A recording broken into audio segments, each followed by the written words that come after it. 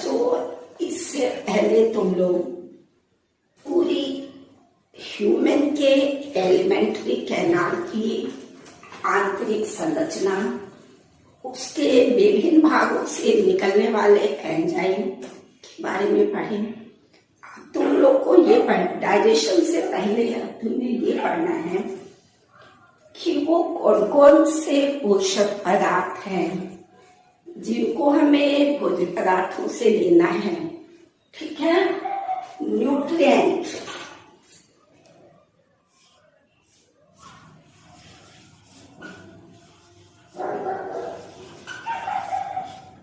Nutrients पढ़ने हैं। ठीक है बेटा, ये जो न्यूट्रिएंट्स हैं, पोषक पदार्थ को इस प्रकार परिभाषित कर सकती हो कि पोषक पदार्थ भोज्य पदार्थ में पाया जाने वाला वो रासायनिक पदार्थ है जो शरीर को, जिसकी उचित मात्रा शरीर को स्वस्थ रखने के लिए अति आवश्यक है।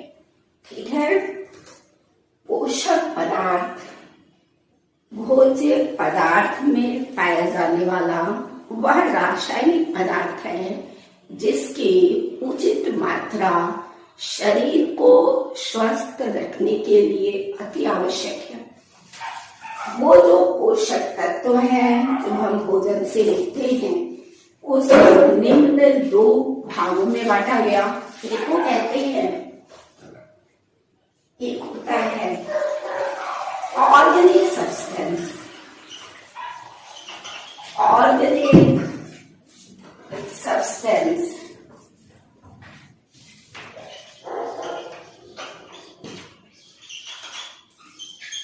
और जो दूसरा होता है वो होता है इनऑर्गेनिक सब्सटेंस,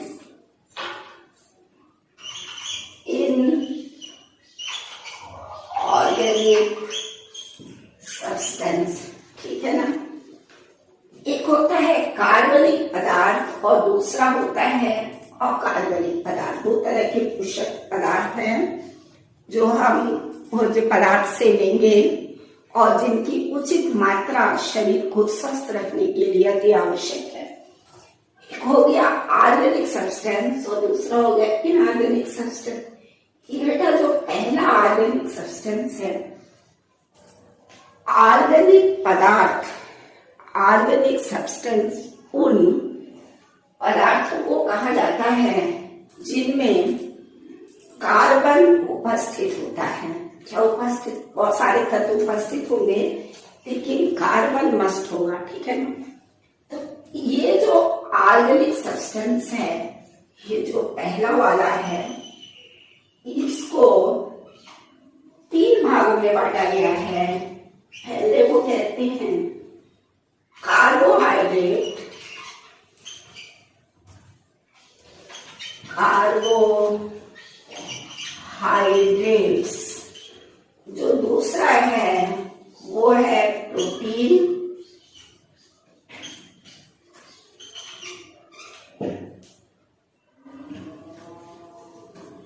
प्रोटीन, और जो तीसरा है वो है फैट।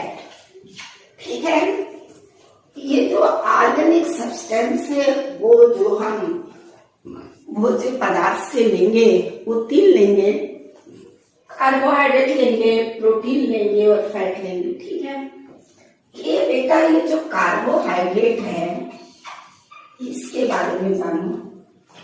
ये जो कार्बोहाइड्रेट होता है ये कार्बन, हाइड्रोजन और ऑक्सीजन के बने कार्बनिक यौगिक होते हैं। किसके बने होते हैं? ये कार्बन, हाइड्रोजन और ऑक्सीजन के बने कार्बनिक यौगिक होते हैं। ये कार्बोहाइड्रेट, इसका जो सबसे सरल रूप है वो है ग्लूकोज। ठीक है, और ग्लूकोज कोशिकाओं में ऑक्सीजन की उपस्थिति में टूटकर तुरंत ऊर्जा देता है। ठीक है, ये ऊर्जादायक ये पोषक पदार्थ है जो हमको भोज्य पदार्थों से मिलता है। ये ऊर्जा के लिए उपयोग किया जाता है, जो कार्बन, हाइड्रोजन और ऑक्सीजन के बने होते हैं। ये जो कार्बन, हाइड्रोजन और ऑक्सीजन है, किसी भी कार्बोहाइड्रेट में उपस्थित कार्बन, हाइड्रोजन और ऑक्सीजन का जो अनुपात होता है वो होता है 1:2:1 का। ठीक है, ये अनुपात होता है कार्बन, हाइड्रोजन और ऑक्सीजन जो उपस्थित होता है। ये जो कार्बोहाइड्रेट है, जैसे सरल कार्बोहाइड्रेट है ग्लूकोज, ये ग्लूकोज हो गया, फ्रक्टोज, लैक्टोज, ठीक है, ये सब सरल कार्बोहाइड्रेट हैं। और जटिल कार्बोहाइड्रेट में जो हम बहुत अपने भोज्य पदार्थ में बहुत ज्यादा ही यूज करते हैं वो है स्टार्च। ठीक है, वो जटिल कार्बोहाइड्रेट स्टार्च। तो कार्बोहाइड्रेट का मुख्य लक्षण है कि ये कार्बन, हाइड्रोजन, ऑक्सीजन के बने यौगिक होते हैं। इन कार्बनिक यौगिकों में कार्बन, हाइड्रोजन और ऑक्सीजन का अनुपात जो होता है 1:2:1 होता है। और ये ऊर्जादायक पोषक पदार्थ है, ऊर्जा देता है। जैसे सरल कार्बोहाइड्रेट ग्लूकोज, फ्रक्टोज, लैक्टोज, जटिल कार्बोहाइड्रेट में स्टार्च, ठीक है, जो हम भोजन में यूज करते हैं ज्यादा। इसके अतिरिक्त ये जो कार्बोहाइड्रेट है कोशिकाओं, ये जो सरल कार्बोहाइड्रेट है ग्लूकोज है, ये कोशिका में उपस्थित ऑक्सीजन की उपस्थिति में टूटकर तुरंत ऊर्जा देता है। इसी कारण इस ग्लूकोज को कोशिकीय ईंधन कहते हैं, सेलुलर फ्यूल कहते हैं। क्या कहते हैं इसको? Cellular fuel.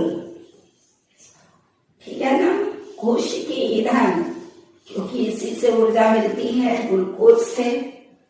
किसी भी कार्बोहाइड्रेट को लोगे, एट लास्ट में वो किस में टूटेगा?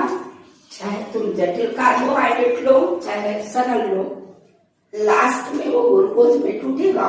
और ये ग्लूकोज ऑक्सीजन की उपस्थिति में टूट जाता है, जिसकी उपस्थिति में क्या मिलता है? ऊर्जा मिलती है। श्वसन के दौरान ग्लूकोज के टूटने के बाद क्या मिलती है? ऊर्जा मिलती है। तो कार्बोहाइड्रेट एक ऊर्जादायक पोषक पदार्थ है। तो बच्चों, अब जो दूसरा ऑर्गेनिक सब्सटेंस है वो है प्रोटीन। ठीक है, जो तुम्हें भोज्य पदार्थ में मिलेगा, इसका डाइजेशन करना है, वो है नेक्स्ट प्रोटीन। दूसरा है प्रोटीन।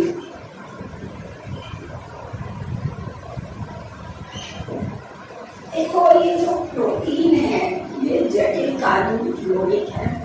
ठीक है ना, ये प्रोटीन कार्बन, हाइड्रोजन, ऑक्सीजन और नाइट्रोजन के बने होते हैं। ठीक है, कार्बन, हाइड्रोजन, ऑक्सीजन और नाइट्रोजन के बने होते हैं। देखो बच्चों, जो नेक्स्ट है वो है प्रोटीन। ठीक है, और ये जो प्रोटीन है जटिल कार्बनिक यौगिक है, जो कार्बन, हाइड्रोजन, ऑक्सीजन और नाइट्रोजन के बने होते हैं। प्रोटीन की जो इकाई होती है वो होती है अमीनो अम्ल, अमीनो एसिड। अमीनो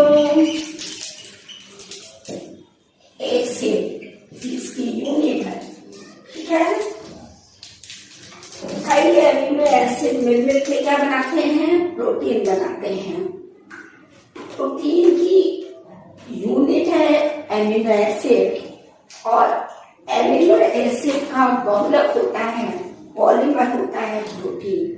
ठीक है, ये जो प्रोटीन है ये जीव कोशिका के द्रव्य का मुख्य घटक है। जो हम लोग की कोशिका का 9th में तुम लोग पढ़े थे, द्रव्य कोशिका में पाया जाने वाला भौतिक आधार द्रव्य, उसका मुख्य घटक होता है। और ये द्रव्य का मुख्य घटक हो गया। इसके अतिरिक्त प्रोटीन किसी जीव शरीर का लगभग, मनुष्य में तो यह जीव शरीर का लगभग 14% भाग बनाता है। 14 से 15% भाग ये बनाता है। इनके अनेक कार्य हैं शरीर में। पहला तो ये द्रव्य के मुख्य घटक होते हैं।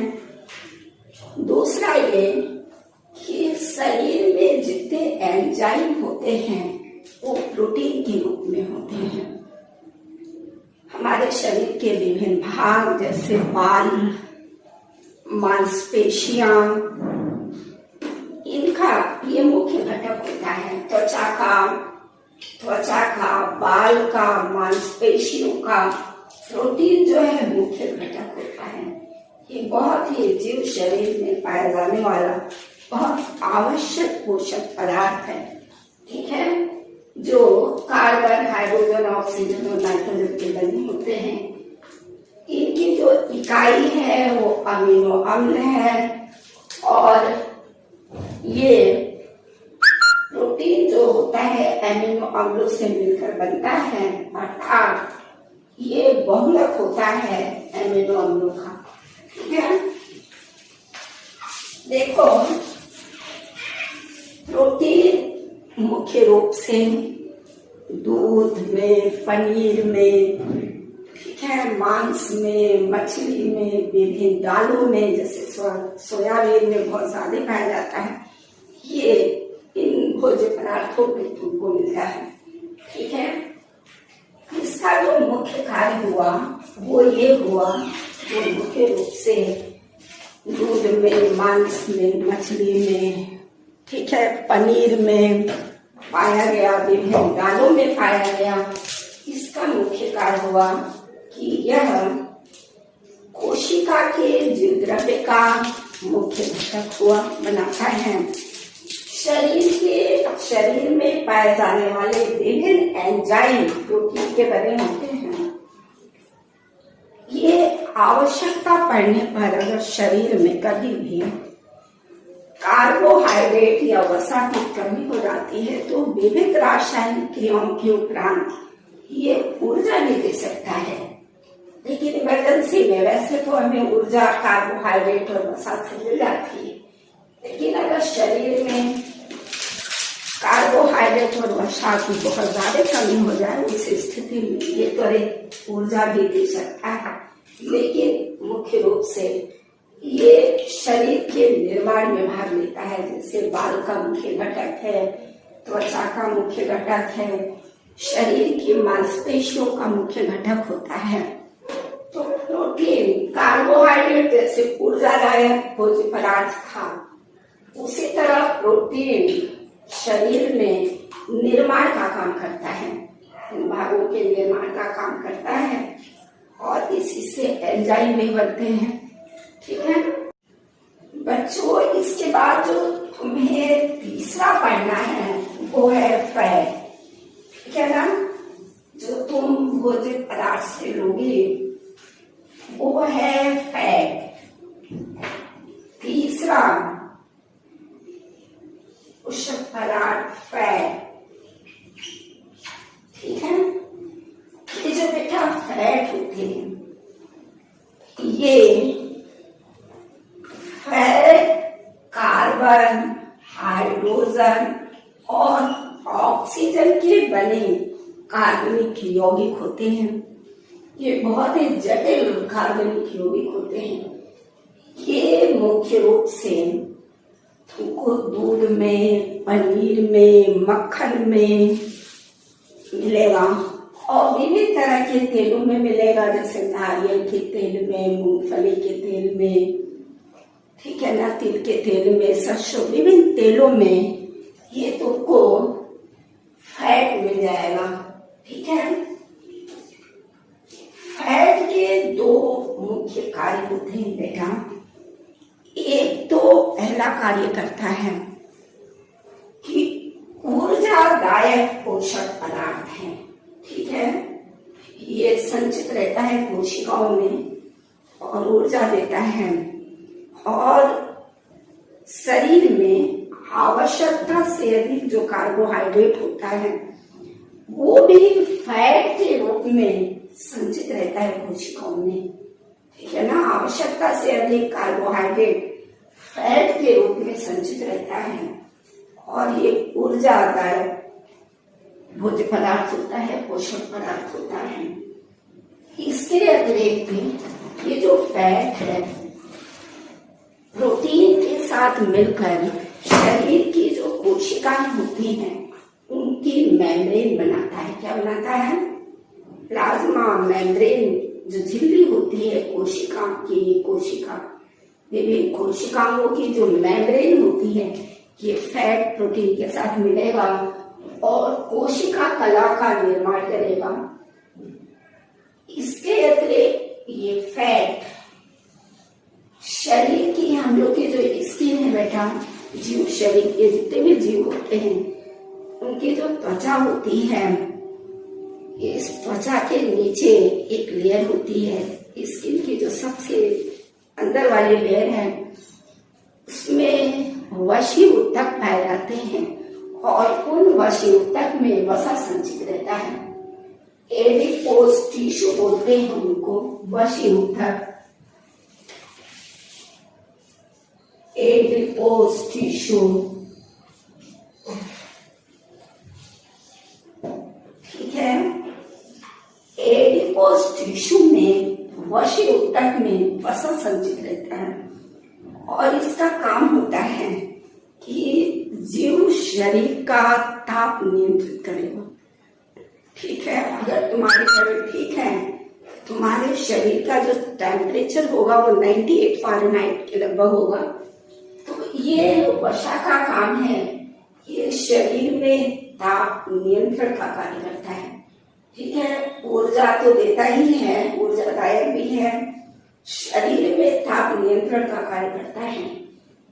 देखो, जो लोग अपने भोज्य पदार्थ में पर्याप्त मात्रा में वसा नहीं ले पाते, जैसे दूध, पनीर, मक्खन, ये सब नहीं ले पाते, विभिन्न तरह के तेल का ज्यादा उपयोग नहीं कर पाते, वो कार्बोहाइड्रेट ज्यादा लेते हैं, रोटी चावल ज्यादा लेते हैं, वो जो आवश्यकता से अधिक कार्बोहाइड्रेट लेते हैं वो उनके शरीर में वो आवश्यकता से अधिक कार्बोहाइड्रेट वसा के रूप में कन्वर्ट हो जाता है, किया जाता है और उसको भेज दिया जाता है स्किन के नीचे पाए जाने वाली वसा ऊतकों में, ठीक है।